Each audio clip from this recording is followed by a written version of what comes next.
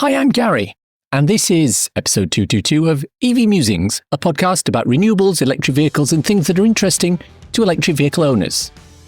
On the show today, we'll be looking at EV tyres and the myths and facts surrounding them.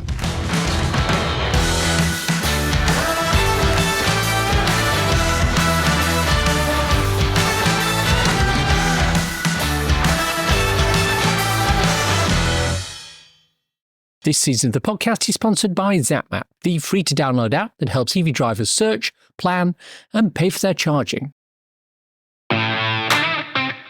Before we start, I wanted to say thank you for anyone who gave feedback on last week's episode. Hopefully, as you make your move into EV ownership or usership, it will make your life a little bit easier if you need to public charge.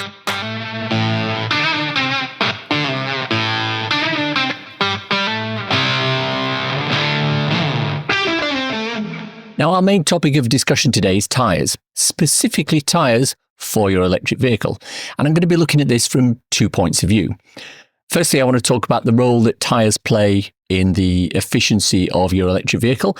And secondly, I'm going to be looking at the issue of tyre dust, particulate matter, and whether running a heavier car will result in more emissions from tyres and indeed brakes than other types of transport.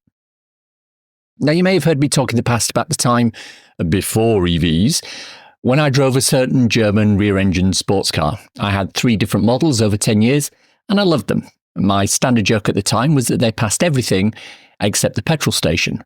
I later modified that to be they passed everything except the petrol station and the tyre place. I was forever getting punctures. The amount of money I spent on tyres was ridiculous. I recall getting 2 punctures in 4 days at one point. Now, there is an electric Porsche driver on social media who seems to think that punctures occurring with their car are EV related, and I can tell them from experience that it's the fact that their car has wide, low-profile tyres, and it's nothing to do with the fact that it's electric. Now, on top of that, getting back to my German sports car, I was replacing sets of tyres fairly regularly, and this was due to a number of reasons. The primary one was that these were low-profile, wide tyres that had a lot of grip in the dry and had to deal with a lot of power, and they wore down relatively quickly. And the second reason was that I kind of liked putting the foot down in the car, and the wheels were very easy to spin. Now, in hindsight, that probably wasn't very intelligent. I was only making my own life harder by burning through rubber at a higher rate of knots than I needed to. There was the expense and inconvenience. 2 takeaways from this were that this particular car brand was susceptible to punctures and that your driving style has a large influence on the tyre wear. Now, once I got rid of that car, well, actually I wrote it off in an aquaplaning accident. As I say, this car was great in the dry, less so in the wet. I then moved on to an old faithful Honda Civic. Totally different car, totally different driving characteristics, and totally different tyre wear. It was far less powerful and it had narrower, more high-profile tyres, which lasted much longer and had fewer punctures. Now, the weight difference between these 2 cars was 96 kilograms. Now, with these 2 bits of anecdotal evidence, would you say that the different tyre wear was a result of the vehicle itself, the driver, the tyre, or a combination of all of them? Have a think about that while we continue our discussion on tyres. The Little Book of EV Myths, link in the show notes, which was produced by Stop Burning Stuff, talks about tyre wear. And I want to quote this segment because it brings up 2 specific bits of information. Quote, "All tyres wear and leave nanoparticles in the atmosphere and particulates on the ground. In 2021, the RAC commissioned a report by Dr. Ewan McTurt that concluded that tyre wear is determined more by driving style than weight, and that fleets found that their EVs wore their tyres down at a, quote, broadly similar rate to internal combustion engine cars. Anecdotal data from EV owners and high-mileage EV taxi firms also report normal rates of tyre wear compared to combustion cars. A recent post by Michael Hamilton on LinkedIn said that, with some irony, quote, "As someone working in a part of the tyre industry, I can only say that we're waiting to see the massive demand growth this drastic tyre wear will presumably generate." The CEO of the ProHire Group in the UK said simply, quote, "The tyre wear is the same as the equivalent diesel," end quote. "We definitely do have a tyre particulate problem from all vehicles, and scientific research is needed to properly establish EV tyre particulate pollution.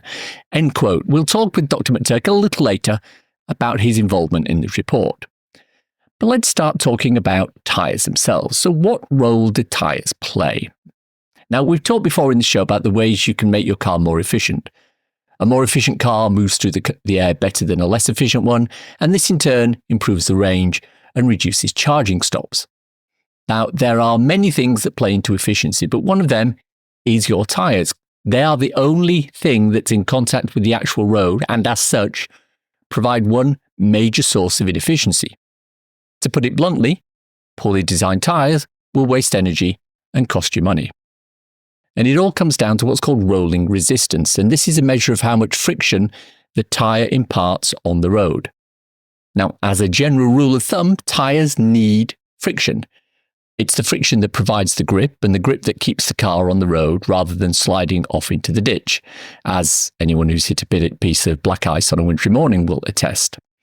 Now, if you want the scientific definition, rolling resistance is actually the force resisting the motion when a body such as a ball, tyre or wheel rolls on a surface. It's mainly caused by non-elastic effects.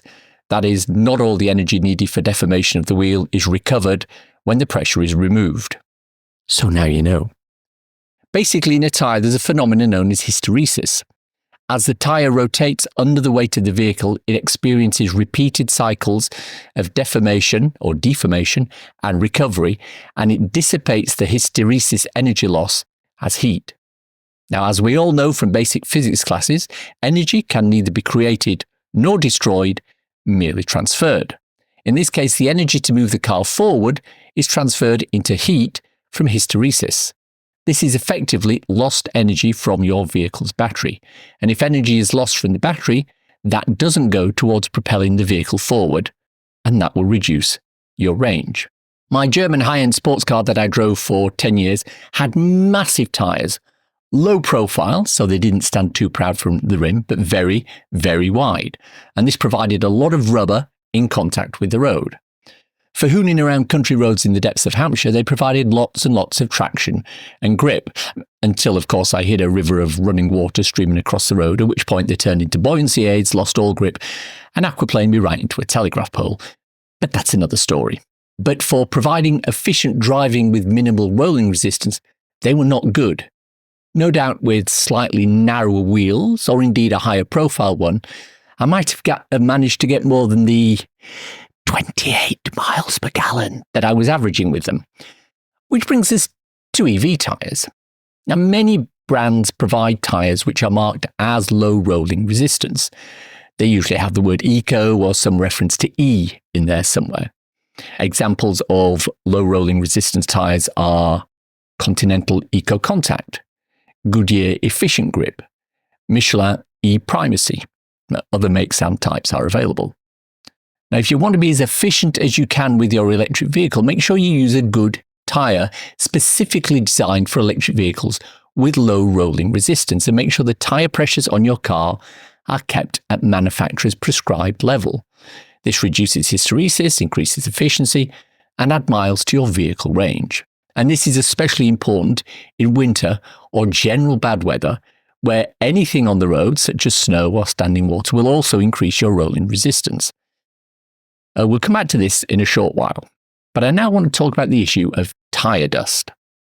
Now, one piece of FUD, fear, uncertainty and doubt, that seems to have taken hold in the popular media is the one related to EVs providing higher or producing higher levels of tyre particulates. It seems that someone linked heavier EV weights to increased tyre wear. Now, at first glance, this would appear to make some sort of logical sense, but that's not actually the case. And they will go, oh, look at how terrible EVs are. There's like 1,000 times more particulates that come off the tyres than there is that comes out of the exhaust of a big pickup truck or something like this. That is Dr. Ewan McTurk. I'm Dr. Ewan McTurk. I'm a consultant battery electrochemist who's been working on and driving EVs since 2009. And I'm from Plug Life Consulting and also the YouTube channel Plug Life Television. So what's got Ewan in such a tizzy? There's a particular report from Emissions Analytics that some of the tabloids love to run. This is from a good couple of years ago now. And it did the rounds back in 2022, whenever it was published. And even to this day, you will occasionally get a newspaper somewhere in the world. It has actually crossed the Atlantic. I've seen a couple of American newspapers running this piece, and they will go, "Oh, look at how terrible EVs are. There's like 1,000 times more particulates that come off the tires than there is that comes out of the exhaust of a big pickup truck or something like this." And that's not the truth at all. So there was a study, and then there was a press release. And the press release is the one that has done the damage because it didn't specify the conditions of the study. So what they did was they took a petrol car, I believe it was certainly not electric, it was a Volkswagen Golf. And they drove it, and they measured the rate at which the particulates were coming off of the tires, and they concluded that it was like 1,000 times more than the particulates that you get out of the exhaust. What the press release didn't mention that the actual study did was that in order to measure the tyre wear, they thought, hang on a minute, if we drive this regularly, it's going to take so long to achieve any sort of significant degradation in particulates, production by the tyres. So what we'll do is we'll load up the thing with success ballast like a touring car and then hoon it around a racetrack and then see what the results are. And I have the results that were mentioned in the press release in front of me. They claimed that it was 9.3 grams of particulate matter that would come off of those tyres per mile. So, a gram, you can imagine what that feels like in your hand. You're starting to get to a tangible amount of rubber that's coming off of these tires. But the thing is, like your typical 16-inch rim family car tire is about 9 kilograms. So if you have 4 of those, that's 36 kilograms. And you divide that through by 9.3 grams per mile, and you find that is implying that those tyres, all 4 of them, physically disappear. And I'm not just talking about the tread having to come in for a pit stop. No, we're talking running on the rims, skating along on metal or hubcaps in less than 4,000 miles. Bearing in mind that the average UK motorist does about 8,000 miles a year. So that's obviously a load of bunkum. Now, that report, co-authored by Nick Holden from Emissions Analytics, has quite rightly been debunked. But he's still quite happy to let it be quoted on social media posts to this day. Now, although he did try to rectify the issue a little more recently, though. To be fair, yeah, I believe there's been a follow-up article where they've tried to do kind of damage limitation. Well, I say damage limitation, it's worked out very well for them. And I think that maybe the figures are slightly more believable, but they are still inaccurate. And part of the reason is, such as the way they've done this test, it seems like they've not actually taken into account any particulates that were already on the road that are being kicked up by the tyres of the electric vehicle that they've tested, or any vehicle that they've tested for that matter. And that's an issue because there are quite a lot of particulates that lie on the road as it is today. Because, funnily enough, there's tyre particulates from other vehicles. There's general, sort of fine particles from brake pads, and that includes everything from bikes all the way up to double-decker buses. There's even exhaust pollution as well, which, by the way, those particulates you get in exhaust pollution love to concentrate themselves at child and pet height. And they are not nice to breathe in. They cause neurological issues, let alone, they cause cardiological issues, let alone respiratory. They are nasty particulates, and you do not want those in your system. So it's the equivalent of me going Gardelo and then chucking a whole bunch of sewage onto the road, and you accidentally wandering through it without, kind of absentmindedly, without checking. And then me going, "Oh, look at all that sewage on your shoes." It's like, no, that was not your fault. You just kicked up what was already there. And of course, there's going to be wear and tear from electric vehicle tyres, but it's important that these studies actually determine how much of those particulates came from the vehicle that they are measuring it from. And that's where it's important to weigh the tyres before and after and so on. And to be honest, from what I've seen of that study, I am not entirely convinced that it was done to the sort of standard that I would find believable. So what is the truth when it comes to tyre particulates? Well, there was a more recent study published in book form called Non-Exhaust Particulate Emissions from Road Transport: An Ignored Environmental Policy Challenge. It's a thrilling sounding title, I'm sure you'll agree. But in it, there was a segment on the implication of electric vehicle uptake for non-exhaust emissions. It was quite a pragmatic study. They looked into lighter weight EVs that would have a range of 100 miles or less, you kind of urban mobility basically. And they found that non-exhaust emissions were reduced by between 11 and 13% for PM2.5, that's your really fine nanoparticulates, and almost 20% less for PM10. If you start to look at battery packs or vehicles with battery packs that enable a range of 300 miles or more, you're starting to look at bigger, heavier vehicles, probably heading towards SUVs, which are inherently bigger and more material intensive and therefore heavier anyway. You find that they only reduce PM10 by 4 to 7%, but they actually increase PM2.5, the superfine stuff, by between 3 and 8% relative to petrol or diesel cars. That's an interesting comparison, and I think that is fair. However, you then add in the exhaust emissions, and the EV wins hands down. That's the important take-home message.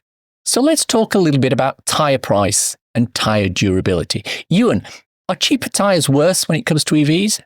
I personally do not have data on that, but I can tell you that if you buy cheap, you buy twice. And that said, I don't have data in terms of peer-reviewed scientific studies, but I do have, and this is something that emissions analytics don't like, anecdotal evidence. But that anecdotal evidence comes from genuine fleets, and those fleets are ones that run electric vehicles. They don't just load a Volkswagen Golf with ballast and run it around a test track at high speed.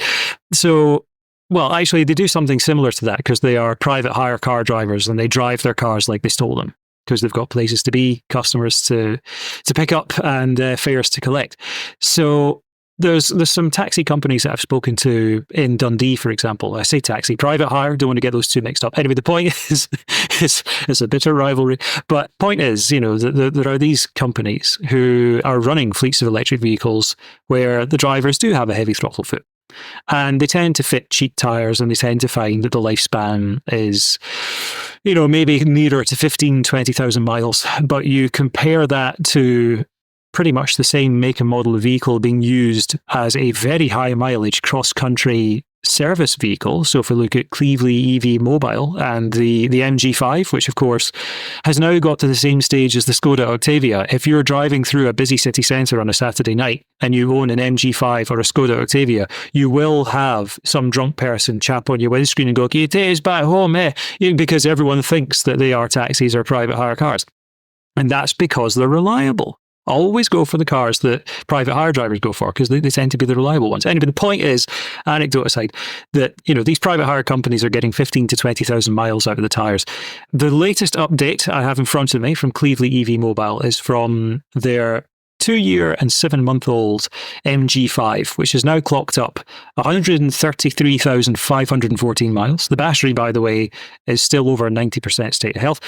It got its first set of replacement tyres at 51,000 miles. It then needed them changed again at 101,000 miles. So they managed 1,000 miles less on their second set, but the good news is that both of them still did at least 50,000 miles before they needed changed, which is more than twice what the private hire drivers were managing. The third set is looking so-so at the moment, probably will need to be replaced within 45,000 miles. The price of those tyres, by the way, for all 4 of them was 280 quid a set. So yeah, we're not talking horrifically expensive tyres here. We're just talking get a half decent make, a reputable make, and you will, and also, as long as you don't have too heavy a throttle foot, you will be able to extend the lifespan of these tyres. And in fact, we between us, we know EV drivers who've said that the lifespan of the tyres they're getting out of their electric vehicles is greater than the lifespan of the tyres of the petrol or diesel car that their electric car has replaced. Now, we talked earlier about a report you did for the RAC on tyres. Talk to me a little bit about that. So the RAC were similarly fed up with all of this disinformation that was doing the rounds, particularly, 1,000 times more particulates come off of a tyre than out of a lovely, clean exhaust pipe. Have fun running a hose from an exhaust pipe through your driver's window, see how long it is before you burst out the door, coughing and spluttering and going, "That wasn't very nice." That's particulates for you. So we decided to sit down and, pragmatically respond to this. So I looked into the studies that were causing this kind of disinformation to spread. And quickly spotted the the holes in the data, or the way that it was presented, or the way that it was interpreted by tabloids and so on. I then reached out to fleets, not least clearly EV Mobile, British Gas, as I mentioned, the taxi company in Dundee, or it's a private hire company in Dundee, and I was asking them, like, what sort of range are you getting out of these tyres, before you need to replace them? And the results were somewhat varied, but generally speaking, if it was driven harshly and it was cheap quality tyres, you didn't get a very good lifespan. But guess what? The same applies to a petrol or a diesel car. Whereas if you drive, not even like driving Miss Daisy, just drive normally an electric car, so sensibly, and fit a decent set of tyres, then I suppose it's like buying a new pair of shoes. Like, if you buy a more expensive, without necessarily being like a designer brand pair of shoes or anything, chances are that is going to last a lot longer than a really cheap pair of shoes. And it's the exact same for the rubber that goes on the wheels of your car as it is on the soles of your feet. And this is what this article, to come back round, this is what this article has concluded. But we also looked into other sources of emissions, not least brakes. Now, brakes are something that emphatically have their emissions reduced by an electric car. Because with a petrol or diesel car, you don't have regenerative braking. You are heavily dependent on the mechanical foot brake to slow the car coming up to a stop. And as a result, you end up spewing quite a lot of fine particulates into the atmosphere, or into, I should say, kind of child and pet height within urban areas, which is not good. So if you have an electric car, you can use regenerative braking, and that regenerative braking obviously helps to slow down the car using the electric motor. You barely use the foot brake, to the point that some brake pads and discs need to be refurbished or even replaced because they've rusted up, because nobody's used them. So there's actually a bell curve with pads and brakes on, brake pads and discs, I should say, on electric cars. You need to give them a good stab at some point or another. Drive to an industrial estate, take it up to speed, make sure there's nothing behind you, slam on the brakes, and condition them, basically. Burnish them, I believe is the technical term. That's what I'm looking for. So you kind of burnish the brakes, and there we go. I sound like a proper mechanic now. Yeah, you just want to burnish the brakes, mate. Keep them in good nick. So that's what you do to keep an EV's brake pads and discs in excellent shape. Your typical petrol or diesel car has a brake pad / disc lifespan of about 40,000 miles. I was going to say per charge, so used to dealing with EVs, but 40,000 mile lifespan for the brake pads. In an EV, you can be looking at easily in excess of 100,000, and that's something that was found amongst all the fleets that I chatted with for that RAC article. And it's certainly something that is found with most EV drivers. And I can speak from lived experience of my very old school Tesla Model S, which has done very similar mileage to James's MG5 from Cleveland EV Mobile. So it's up there in the mid 130s. I quite recently had to replace all the pads and discs, but it was because they'd actually warped rather than worn. They were just that old. So, replaced them, took them out on a back road and burnished them. You want to do that. You want to burnish them to bring them in. And yeah, they're great. So anyway, long story short is that you're looking at 2.5 times the lifespan of brake pads for an electric vehicle versus a petrol or diesel. Now, the question that arose in my mind after listening to Dr. McTurk was this: what happens to the particles that come off the tyre? Which led me to a company called the Tyre Collective, who have a rather unique solution for this. So I'm Hanson Chang. I'm one of the co-founders of the Tyre Collective. We'll get into what the Tyre Collective do in a second. But first, I want to understand what the scale of the problem is. Are there stats for tyre wear and particulate matter? The UK Department of Transport, the Air Quality Expert Group, have shown that I think up to 73% of PM10 and PM2.5 of non-exhaust emissions, which is tyre wear, brake wear, and road wear, end up in the air. As a way of illustrating this, the Tyre Collective website has a great little graphic showing transparent cubes of various sizes filled with tyre particulates. There's a car, a single bus journey, and a whole day's bus journey on a couple of routes. Those are estimates based off of literature reviews. And what we did was tracked various TfL bus routes and kind of average driving routes and multiplied those. We thought it was important to visualize how much particulates or how much kind of mass of rubber we're talking about, because it's this kind of invisible pollutant that not a lot of people can actually see. So let's talk a little bit about what the Tyre Collective does. So at the Tyre Collective, what we focus on is build solutions to actually capture tire wear. So we found that the tires themselves, as they're produced, are charged from friction with the road. So we're able to use electrostatics to attract and capture it. So we've developed this box that sits kind of behind the wheel. So as you're driving, the particles are produced. It gets picked up in the airflow behind the tire and goes through our device, and a series of electrostatic plates attract and capture.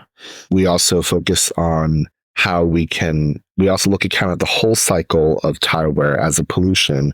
And once we capture it, how do we kind of upcycle it to ensure kind of a closed loop system to make sure these particles are not going to the landfill. And we also work with researchers around the world to kind of fill knowledge gaps on tire wear, because it's a relatively new area of research. And what we have are some of the first on-road samples of tire particulates. The device itself, it looks a little like a box. It sits below the bodywork and directly behind the tyre. The model and the photo that's there on the website as of the time of writing is an earlier prototype, and it doesn't actually reflect the current version. I asked about airflow and efficiency and whether there would be a hit, but Hansen told me that this area is airflow turbulent anyway, so there's going to be minimal impact in terms of the efficiency. The device is linked into the vehicle's 12-volt system, and it draws power from there to run the electrostatics. Now, I wanted to loop back to what Hansen was saying about recycling. Yeah, so the particulates themselves are a form of micronized rubber, and that's actually a very established industry. At the moment, a lot of that feedstock comes from end-of-life tires that have been ground down. But what we're replacing is this kind of very fine micronized rubber that we can use in, new tire production. You can use them in shoe soles. We've made batteries out of them in the past. So there's a lot of different avenues that we're exploring with this material, this pollution now as a material. I think that's pretty cool, the way they're using the particulate matter to actually make brand new tyres. It's a bit of a win-win, right? Now, Hansen also told me they're about a year away from commercialising this product, and the target market at the moment is 3.5-ton vans doing things like last-mile deliveries. The unit itself is aimed to be priced around £150 per device, and you would fit either 2 or 4 per vehicle, depending on your needs. Ideally 4, right? So £600 per vehicle. In the big scheme of things for fleets, that's not a huge hit. The electrostatic plates themselves, they're almost like an air filter and will need cleaning every so often to remove the particulates that build up. The hope is that this will be included in the regular servicing of the vehicles. Now, Hansen told me that this would take between 2 and 5 minutes per vehicle. The plates are reusable and they just need emptying as part of the service. A couple of takeaways from this then. Firstly, the stories that EVs produce more tyre particulates is flat out incorrect and based on inaccurate data and testing. Tyres are lasting as long as and even longer than the tyres on similar non-electric cars. Fleets across the country have confirmed this from their underlying maintenance data. Also, the other aspect of emissions that EVs beat ICE cars on hands down is brake dust. You're more likely to need your brakes replacing due to them seizing up through the lack of use than you are to need them replacing because they're worn down. This naturally reduces emissions from brake dust, which is a big contributor to PM2.5, particulate matter pollution. Finally, there are novel methods for capturing some of the tyre particulates that are emitted on either EV or ICE cars and using that to produce something more useful than poor health outcomes in children. Who would have guessed? This season, we're looking at raising the awareness of carbon literacy with our listeners. And one way we're doing that is with a Carbon Fact as read by carbon literacy trainer Anne Snelson. Did you know 2/3 of all cereals grown in the EU are for animal feed?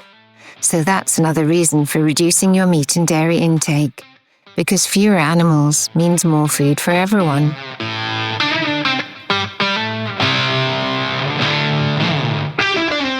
It's time for a cool EV or renewable thing to share with you listeners. Fully charged viewers may have seen this on a recent episode, but I was rather taken by a portable wind turbine that Robert Llewellyn and Imogen Bogle demonstrated. Wind turbines are ideal complements to solar panels because in most places, wind and sun are complementary, i.e. when one is active, the other tends not to be. So having a wind turbine you can erect in your backyard or wherever you camp or park for a while is an ideal way of getting power. Kitex is a company creating these portable turbines. They can be erected fairly easily in your back garden. They weigh around 12 kilos and they can output 200 watts with a 50-mile-an-hour wind. Now that may not seem a lot, but that sort of wind over 24 hours will produce about 4.5 kilowatt hours, and that's enough to do quite a lot of stuff around the house. Now, you're not going to be able to run your house off one of these, and indeed Kite don't recommend you do that at all.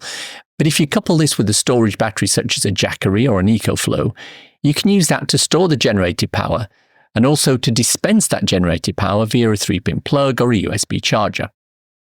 I love this. I think it's a great idea, and I'll link the fully charged video and the Kitex website in the show notes. The EV Musings podcast is sponsored by ZapMap, the go-to app for EV drivers in the UK, which helps EV drivers search, plan, and pay for their charging. ZapMap is free to download and use, with ZapMap Premium providing enhanced features which include using ZapMap in-car, on CarPlay or Android Auto, and helping with charging costs with both a pricing filter and a 5% discount on charging. I hope you enjoyed listening to today's show. It was put together this week with the help of Dr. Ewan McTurk and Hansung Chung from the Tyre Collective. Many thanks for their time and expertise. I've always enjoyed having Ewan on the show, as he's a font of knowledge when it comes to things like this. And we'll hear more from the good doctor later in the season. If you have any thoughts, comments, criticisms, or other general messages to pass on to me, I can be reached at info@evmusings.com. On the socials, I'm on Twitter or X @MusingsEV. I'm also on Instagram @EV Musings, where I post short videos and podcast extracts regularly. Why not follow me there? Thanks to everyone who supports me through Patreon on a monthly basis and through coffee.com on an ad hoc one. If you enjoyed this episode, why not buy me a coffee? Go to coffee.com/EV Musings and you can do just that. ko-fi.com/EV Musings. Takes Apple Pay too. Regular listeners will know about my 2 ebooks, So You've Gone Electric and So You've Gone Renewable. They're 99p each or equivalent, and you can get them on Amazon. Check out the links in the show notes for more information, as well as a link to my regular EV Musings newsletter and associated articles. Now, I know you're probably driving or walking or jogging right now as you listen, but if you can remember and you enjoyed this episode, drop me a review in iTunes, please. It really helps me out. If you've reached this part of the podcast and are still listening, thank you. Why not let me know you've got to this point by tweeting me at MusingsEV with the words, "Feeling very tired now. Hashtag if you know, nothing else." Thanks as always to my co-founder Simon. You know, he's becoming a bit of a classic car enthusiast now. Despite his love for electric, he still thinks we should keep the old Cortinas, E-Type Jags and classic Aston Martins. He loves to go and visit shows on a weekend. The only problem is he gets a little too involved with the owners. So much so that they end up handing him a cloth and getting him to help with the maintenance. Yeah, you just want to abolish the brakes, mate. Keep them in good nick. Thanks for listening. Bye.